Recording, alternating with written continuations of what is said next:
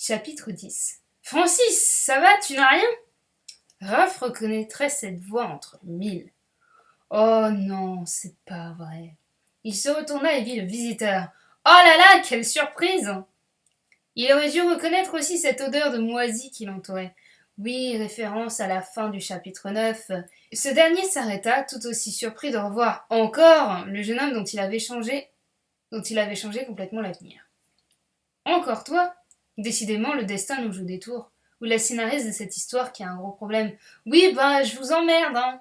Vous vous connaissez? Raph jeta un coup d'œil vers l'homme qui était sorti de la scène quelques minutes plus tôt, puis se concentra de nouveau vers le visiteur. Tu le connais? Raph, je te présente Francis, mon nouvel ami. Ah, c'est toi, Raph! Enchanté de faire ta connaissance. Francis serra la main de Raph qui vit au passage qu'à son poignet, il portait une espèce de montre blanche. Mais c'est la machine à voyager dans le temps! Quand je te disais qu'il y a eu erreur d'atterrissage, je ne t'avais pas menti. Francis enleva la machine de son poignet et la rendit au visiteur qui la remit par-dessus les bandages de son bras gauche. Elle est géniale, cette nouvelle machine, totalement waterproof. Mais d'où il vient, lui? De votre futur? Nope, de ton présent. Je le ramenais chez lui après une mission. Ah, parce que maintenant vous faites l'émission avec lui. Je vais vous laisser discuter, hein, dit Francis, qui a tout de suite compris l'espèce de jalousie qui traîne dans l'air. Enfin non, en fait, c'est pas de la jalousie, vous verrez juste après. Salut mec, on se revoit demain. Francis salua le visiteur de la main avant de partir en direction des immeubles, parce qu'il allait pas partir en direction de la scène, tu vois. Il courut tête baissée, espérant que personne ne voyait à quel point il était trempé. Vous m'expliquez, dit Raph. De quoi? Bah, c'est qui ce type? C'était une de mes missions. Je devais l'empêcher de boire du coca au Pont des Arts afin que dans le futur la Seine ne soit plus polluée par des matières radioactives. Pour l'instant, tout est normal. Et puis il y a eu un moment où j'ai dû l'emmener dans le futur et quand il a tout découvert, il a proposé de m'aider pour mes missions. Vous avez refusé, évidemment. Ben non, j'ai besoin d'aide, je te l'ai dit, j'y arriverai pas tout seul. Quoi? Bah. Mais si vous avez tant besoin d'aide, pourquoi vous ne faites pas alliance avec les missionnaires, hein? Je ne voulais pas. En fait, tout ce que vous voulez, c'est avoir un chien qui vous obéit au doigt et à l'œil. Vous m'avez remplacé après avoir détruit toute ma vie et vous allez certainement détruire la sienne. Ce n'est pas ça. Alors c'est quoi? Pourquoi vous voulez faire ça tout seul? Finalement, la gloire vous est montée à la tête, c'est ça? Vous voulez qu'on vous renomme le sauveur? Mais non. Alors pourquoi? Parce que je suis pas comme les missionnaires.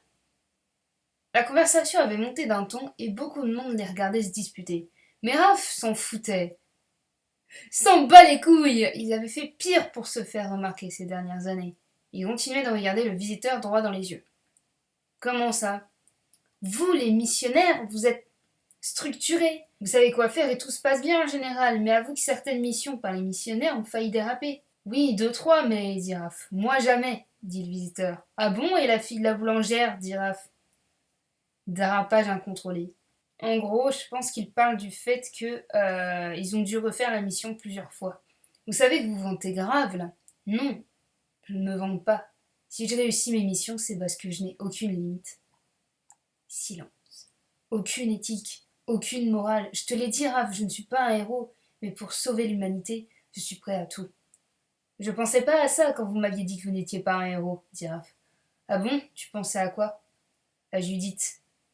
Le visiteur se gratta l'arrière du crâne. Tu vois, je protège personne. Tu devrais plutôt être content que j'ai disparu de ta vie. Vous avez peut-être disparu de ma vie, vous, mais pas les missions. Et ce n'est certainement pas avec moi que tu veux les faire.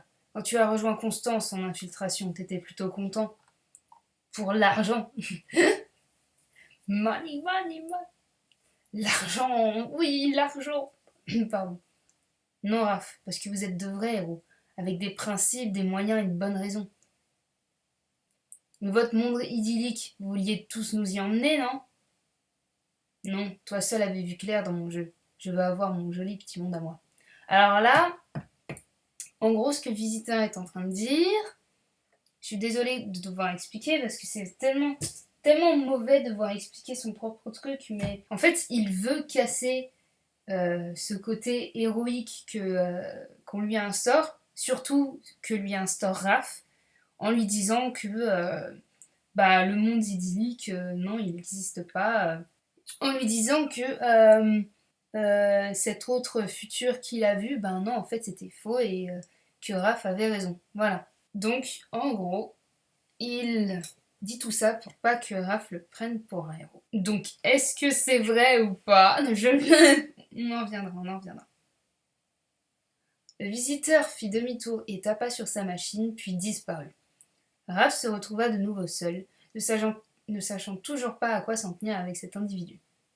Ouais, et du coup, il y a tellement de théories et de trucs mûches que moi, je suis obligée de tout expliquer. C'est vachement pas facile.